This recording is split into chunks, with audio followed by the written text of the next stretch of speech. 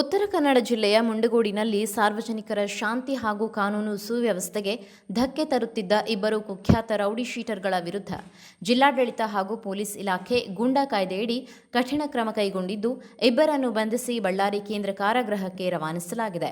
Mundgod police ಠಾಣಾ ವ್ಯಾಪ್ತಿಯಲ್ಲಿ criminal ಚಟುವಟಿಕೆಗಳಲ್ಲಿ ತೊಡಗಿದ್ದ ಇಬ್ಬರು ಕುಖ್ಯಾತ ರೌಡಿ ಶೀಟರ್ಗಳ ವಿರುದ್ಧ ಉತ್ತರ ಕನ್ನಡ ಜಿಲ್ಲಾಡಳಿತ ಹಾಗೂ ಪೊಲೀಸ್ ಇಲಾಖೆ ಗೂಂಡಾ ಕಾಯ್ದೆಯಡಿ ಜಂಟಿ ಕ್ರಮ ಕೈಗೊಂಡಿದೆ.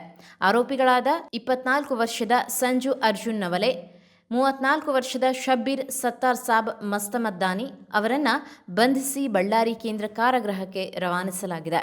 ಸಂಜು ನವಲೆ ವಿರುದ್ಧ ಕೊಲೆ, ದರೋಡೆ ಹಾಗೂ ಕೊಲೆ ಯತ್ನ ಸೇರಿದಂತೆ ಒಟ್ಟು 5 ಗಂಭೀರ ಪ್ರಕರಣಗಳು ದಾಖಲಾಗಿದ್ದರೆ, ಶಬ್ಬೀರ್ ವಿರುದ್ಧ ಕೊಲೆ, ಹಲ್ಲೆ ಮತ್ತು ಹಣ ವಸೂಲಿ ಸೇರಿದಂತೆ 8 ಪ್ರಕರಣಗಳು ದಾಖಲಾಗಿದೆ. ಇವರಿಬ್ಬರ ಅಪರಾಧ ಹಿನ್ನೆಲೆ ಮತ್ತು ಸಾರ್ವಜನಿಕ ಸುರಕ್ಷತೆಯನ್ನು ಪರಿಗಣಿಸಿ ಜಿಲ್ಲಾಧಿಕಾರಿಗಳು ಗೂಂಡಾ ಕಾಯ್ದೆಯಡಿ ಬಂಧನಕ್ಕೆ ಆದೇಶ ಹೊರಡಿಸಿದ್ದರು. ಅದರಂತೆ ಮುಂಡಗೋಡ ಪೊಲೀಸರು ಇಬ್ಬರನ್ನ ಬಂಧಿಸಿ ಬಳ್ಳಾರಿ ಜೈಲಿಗೆ ರವಾನಿಸಿದ್ದಾರೆ.